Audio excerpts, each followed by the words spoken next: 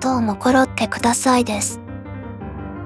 今回は鬼滅の刃から甘露寺蜜を作ります。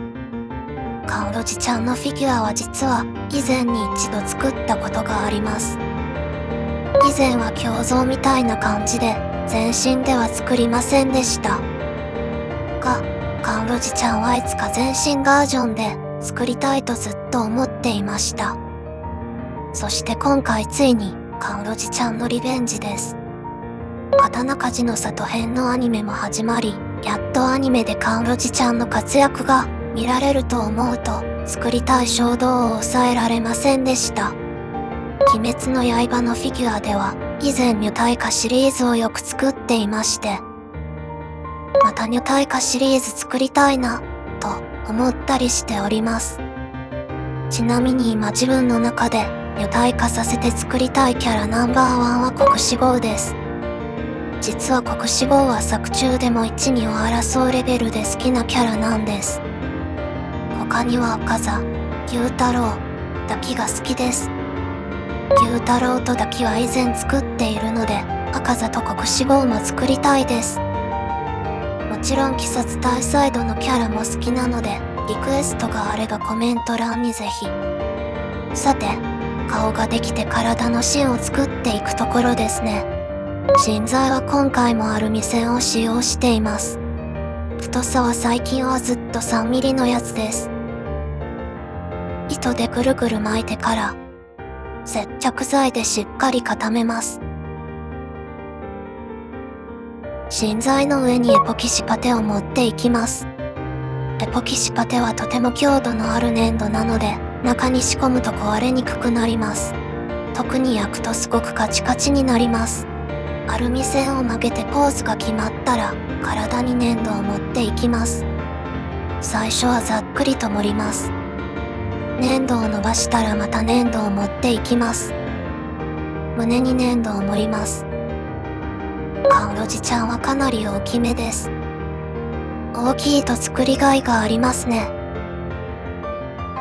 また体に粘土を持っていきます。体のラインを意識しながら作ります。腰回りはしっかりと盛ります。甘露寺ちゃんは暗算型なので、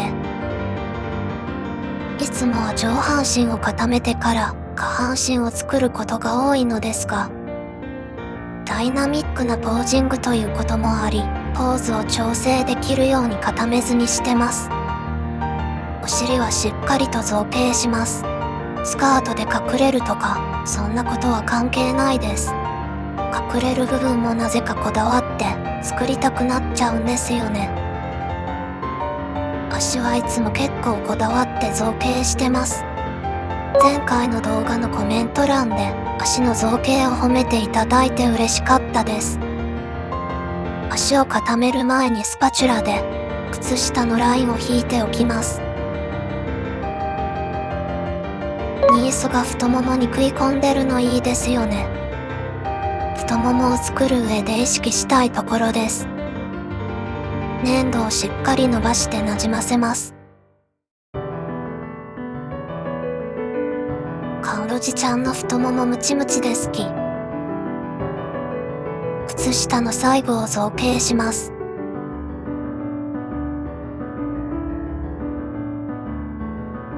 靴下のラインを引いてつなげます。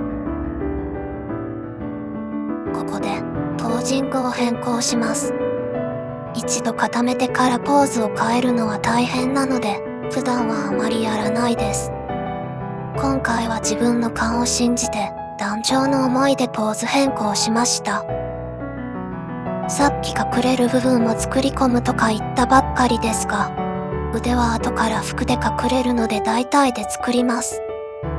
甘露寺ちゃんといえば、やはり大きく胸元の開いた大服ですよね。しのぶちゃんも同じ大服を渡されたけど、すぐに燃やしたエピソード好きです。服のシワを造形します。薄く広げた粘土を盛ります。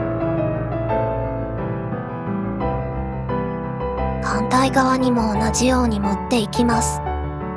粘土をしっかりと食いつかせます。スカートを作ります。粘土を腰回りに多めに持っていきます。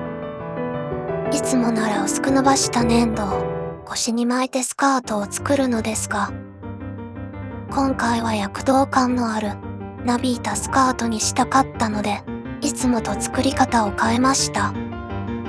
普通に体のラインに沿ったような形のスカートなら薄くして巻く方が良いですね。ナイフで中をくり抜いてなびいた形を作っていきます。スカートを固めたらお脇の続きを作っていきます。腕に粘土を盛ります。しっかりと伸ばします。香りを作っていきます。スカートをなびいた感じにしたので、香りも同じような感じにします。なびいた感じにするなら、中に何かしらの芯材を仕込むと、強度的に安心なのですが、今回はなんとなく妥協しました。薄めのパーツでも、しっかり焼けば割と強度があるということに、最近やっと気づきましてね。以前の倍くらい焼いてます。香りのシワを造形します。シワを造形するの楽しいんですよね。背中側にも粘土を盛り、香りを作っていきます。手でざっくりと躍動感のある形にします。一度焼いて固めてから、また薄くした粘土を持っていきます。髪の毛を作ります。後頭部にアルミ線を3本刺します。まずカンロジちゃんの3本の三つ編みを作っていきます。粘土を三つ編みの形にざっくりと盛ります。この前作った雷電将軍の時と同じ作り方です。後で削ったり、また盛ったりするのでざっくりでいいです。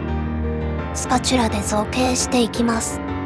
1本目の形がだいたいできたら、2本目にも粘土を盛ります。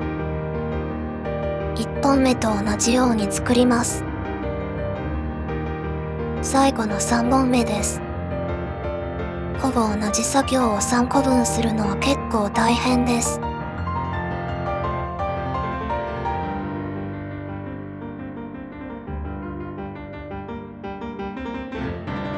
三つ編みに先の細いスパチュラで線を引きます。情報量が増えると一気によく見えてきます。前髪を作ります。後で削って形を出すので大まかに盛ります。前髪もなびいたような形に。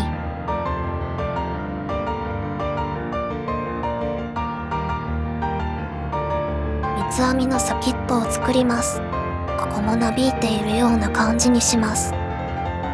さて、やはり日輪刀は外せない。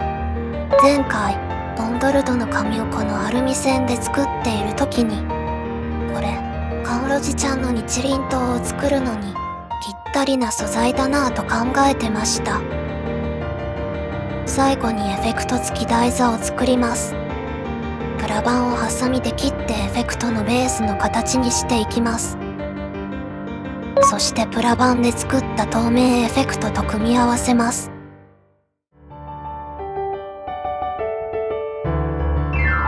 原型完成です。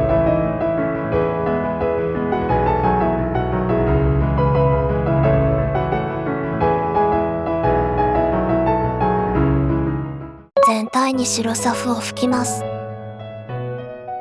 塗装していきます。まずは肌からです。肌の1層目にはオレンジ色を。肌の2層目です。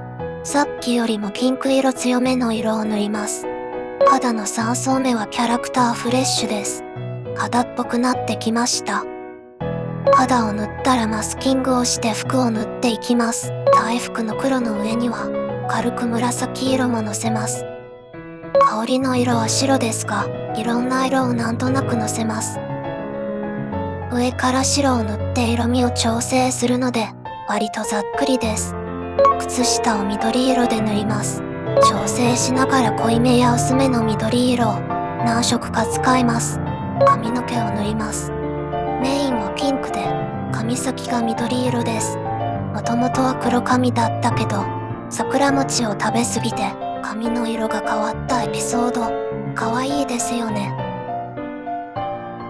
目を筆で塗っていきます。細かくて大変な作業な上に撮影しながらというのが、さらに難易度に拍車をかけてます。本体を塗り終わったら、日輪刀を塗ります。刀もピンク色で可愛いです。最後に、エフェクト付き台座を塗ります。台座も甘露寺ちゃんっぽい色にします。ネームプレートを貼って完成です。